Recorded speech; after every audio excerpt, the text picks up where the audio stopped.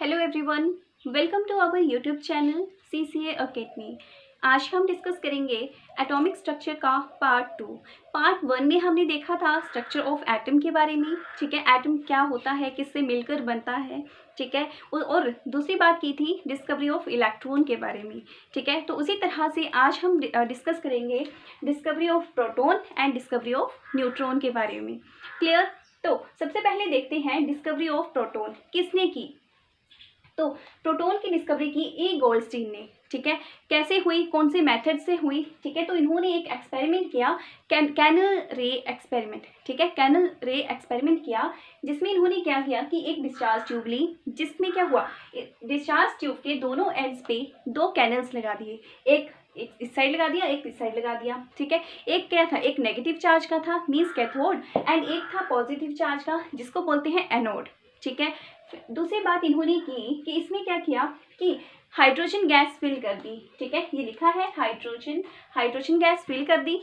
फिर after that इन्होंने इसमें ऑब्जर्व किया, फिर ऑब्जर्वेशन क्या की गैस को फिल करने के बाद, ठीक है। तो कैनल्स लगाए थे तो इसमें होल्स थे, ठीक है। गैस जब फिल की तो इसमें से क्या हुआ, गैस मूव करी, ठीक है। गैस पार्टिकल्स जो थे वो मूव कर रहे थे, तो क्या हुआ, पॉजिटिव चार्ज जो है वो मूव कर रहा था नेगेटिव की तरफ। तो उन्होंने देखा कि यहाँ पे कुछ पॉजिटिव चार्ज है जो क्या हो रहा है, अट्रैक्ट हो रहा है by negative charge, means negative charge जो है वो अपनी तरफ पॉजिटिव चार्ज को अट्रैक्ट कर रहा है, ठीक है। तो नेगेटिव को तो नाम दे दिया था इलेक्ट्रॉन, अब बचा था हमारे पास पॉजिटिव चार्ज एनोड, जिसको उन्होंने नाम दिया प्रोटॉन, ठीक है। पॉजिटिव चार्ज को उन्होंने नाम दिया प्रोटॉन, ठीक है। तो यहाँ पे ये बोला है ना कि gas moves from anode to cathode, ठीक है। गैस जो है वो एनोड से कैथोड की तरफ अट्रैक्ट हुई। तो जब ये प्रोसेस हो रहा था उस टाइम पे उन्होंने पॉजिटिव चार्ज को नाम दे दिया प्रोटॉन। तो हम बोलते हैं ना प्रोटॉन पे कौन सा चार्ज होता है, पॉजिटिव चार्ज होता है। इलेक्ट्रॉन पे कौन सा चार्ज होता है, नेगेटिव होता है।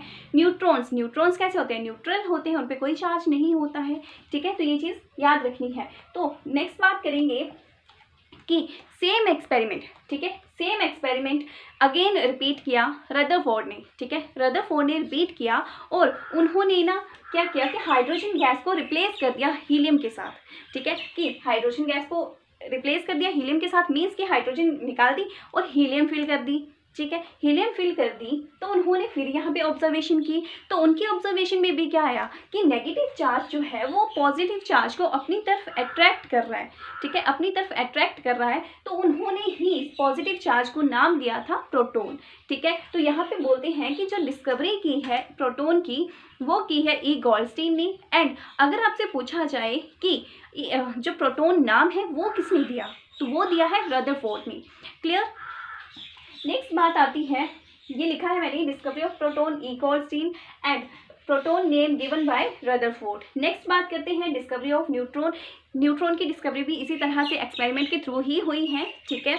तो अब उसको ज़्यादा हम डिटेल में ना करके डायरेक्ट ही याद करेंगे कि डिस्कवरी ऑफ न्यूट्रॉन की है जेम्स चैडविक ने 1932 में, ठीक है। अगर मास की बात करें मैग्नीट्यूड मीन्स क्वांटिटी यूनिट्स में, ठीक है। तो ये आ गया 1.675 इंटू 10⁻⁻24 ग्राम, ठीक है। अगर किलोग्राम्स में आपसे पूछा जाए तो क्या होगा, इसमें 3 अमाउंट इंक्रीज हो जाएगा।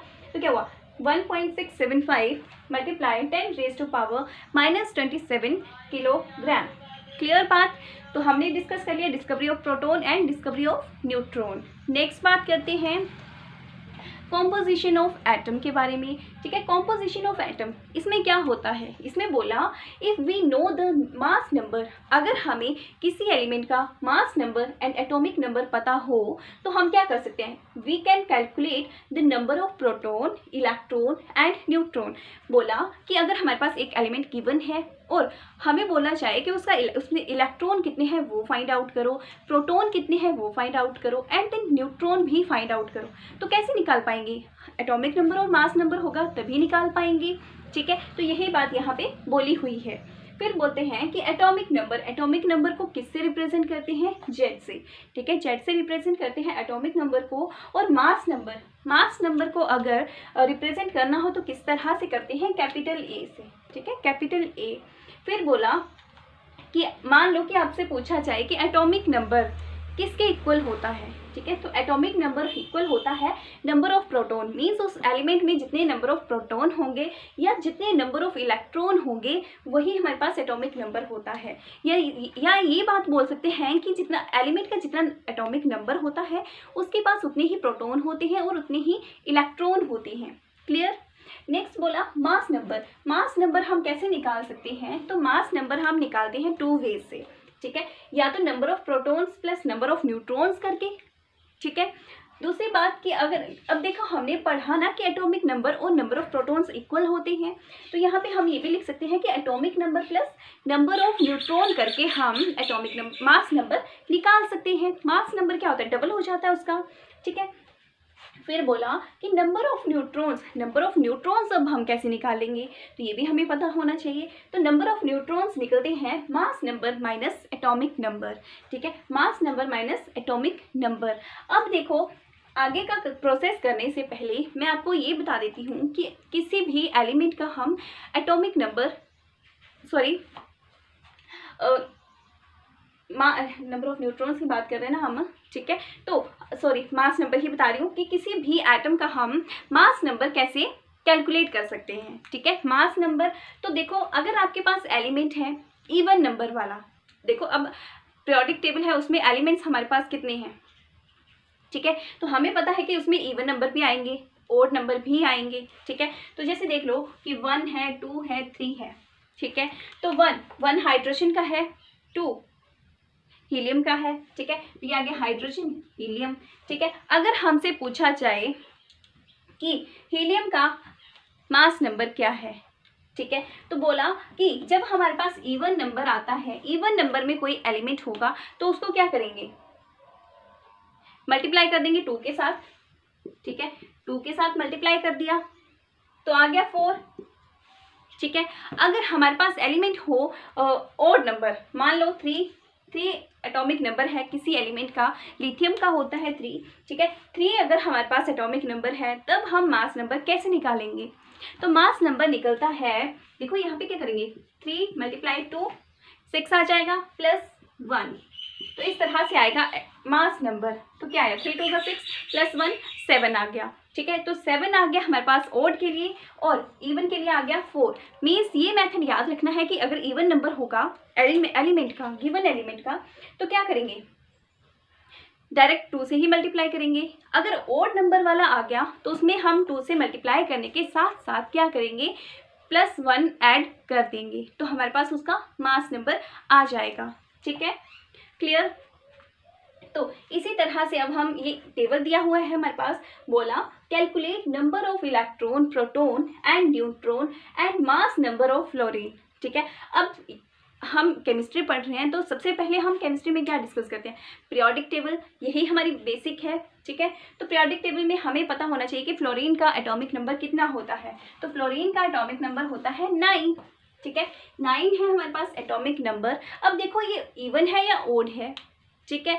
अगर इवन ओड की बात करें तो 9 जो है वो हमारे पास ओड नंबर है, तो इसका मास नंबर हम कैसे निकालेंगे, तो क्या कर देंगे, यहाँ लिख देती हूँ 9 × 2, ठीक है, प्लस 1 कितना आ जाएगा 19 आ गया, तो यहाँ लिख देंगे 19। इलेक्ट्रॉन पूछे तो इलेक्ट्रॉन कितने होंगे इसके पास 9 इलेक्ट्रॉन आ जाएंगे। क्यों, क्योंकि जितना एटॉमिक नंबर होता है उतने ही नंबर ऑफ इलेक्ट्रॉन होते हैं और उतने ही नंबर ऑफ प्रोटॉन होते हैं।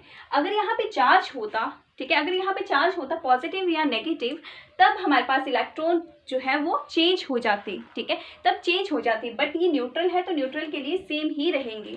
तो ये आ गया 9। प्रोटॉन कितने हैं, अब देखो प्रोटॉन भी क्या है एटॉमिक नंबर के इक्वल है, तो यहाँ पे भी 9 प्रोटॉन आ जाएंगे। अब न्यूट्रॉन निकालने का फॉर्मूला हम यूज़ करेंगे। यहाँ पे कैसे करेंगे, देखो मैंने बताया कि नंबर ऑफ न्यूट्रॉन हम कैसे निकालते हैं, mass number minus atomic number. देखो हमारे पास मास नंबर कितना है 19, ठीक है।